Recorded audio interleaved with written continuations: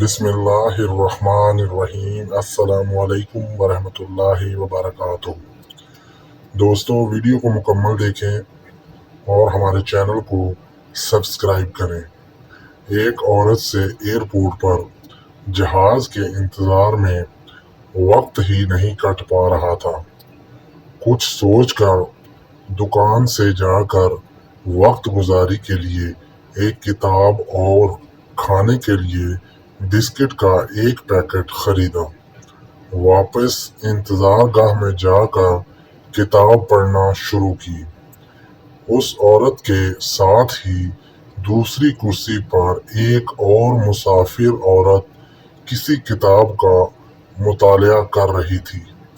ان دونوں کے درمیان میں لگی میز پر رکھے بسکٹ کے ڈبے سے جب خاتون نے بسکٹ اٹھانے کے لیے ہاتھ بڑھایا تو اسے دیکھ کر بہت ہی حیرت ہوئی کہ اس کے ساتھ بیٹھی مسافر عورت نے بھی اس ڈبے سے ایک بسکٹ اٹھا لیا۔ خاتون کا غصے کے مارے برا حال ہو رہا تھا۔ اس کا بس نہیں چل رہا تھا، ورنہ تو وہ اس کے منہ پر بے ادبی کے لیے تھپڑ تک مارنے کا سوچ رہی تھی۔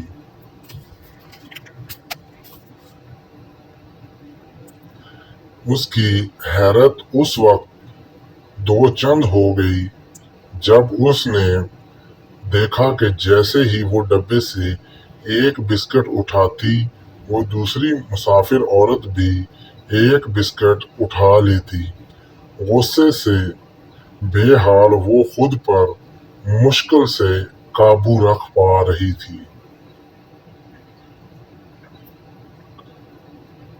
جب ڈبے میں آخری بسکٹ آن بچا تو اب اس کے دل میں یہ بات جاننے کی شدید حسرت تھی کہ اب یہ بدتمیز اور بد اخلاق عورت کیا کرے گی۔ کیا وہ اب بھی اس آخری بسکٹ کی طرف ہاتھ بڑھائے گی یا یہ آخری بسکٹ اس کے لیے بچا کر رکھے گی؟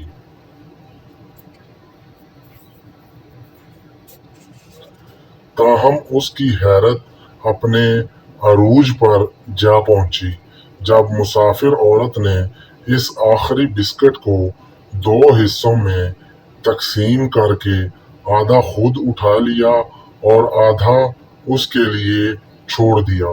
خاتون کے لیے حیرت کی انتہا نہ رہی۔ آدھے بسکٹ کو وہیں ڈبے میں چھوڑ کر کتاب کو بند کرتے ہوئے اٹھ کر غصے سے پاؤں پٹکتی امیگریشن سے ہوتی ہوئی جہاز کی طرف چل پڑی۔ جہاز میں کرسی پر بیٹھ کر اپنے دستی تھیلے کو اس میں سے اینک نکالنے کے لیے کھولا تو یہ دیکھ کر حیرت سے اس کی جان ہی نکل گئی کہ اس کا خریدا ہوا بسکٹ کا پیکٹ تو جوں کا توں تھیلے میں بند رکھا ہوا تھا۔ حیرت اور شرمندگی سے اس کا تو برا حال ہو رہا تھا۔ اسے اب پتہ چل رہا تھا کہ وہ ہوائی اڈے پر بسکٹ اس دوسری مسافر عورت کے ڈبے سے نکال کے کھاتی رہی۔ اب دیر سے اسے محسوس ہو رہا تھا کہ وہ عورت کس قدر ایک مہذب اور رحم دل تھی، جس نے کسی شکوے اور ہچکچاہٹ کے بغیر اپنے ڈبے سے اسے بسکٹ کھانے کو دیے تھے۔ وہ جس قدر اس موضوع پر سوچتی، اسی قدر شرمندگی اور ندامت بڑھتی جا رہی تھی۔ اس شرمندگی اور ندامت کا اور پچھتاوے کا اب کیا ہو سکتا تھا؟ اس کے پاس تو اتنا وقت نہ تھا کہ جا کر اس مسافر عورت کو ڈھونڈے، اس سے معذرت کرے اپنی بے ادبی کی معافی مانگے یا اس کی اعلیٰ قدری کا شکریہ ادا کرے۔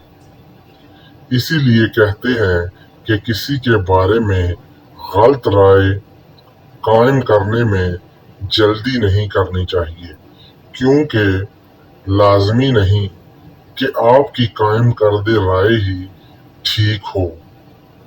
اللہ پاک سب پر اپنا رحم اور کرم فرمائے، آمین ثم آمین۔ تو دوستو، ویڈیو پسند آئے تو اسے لائک کریں۔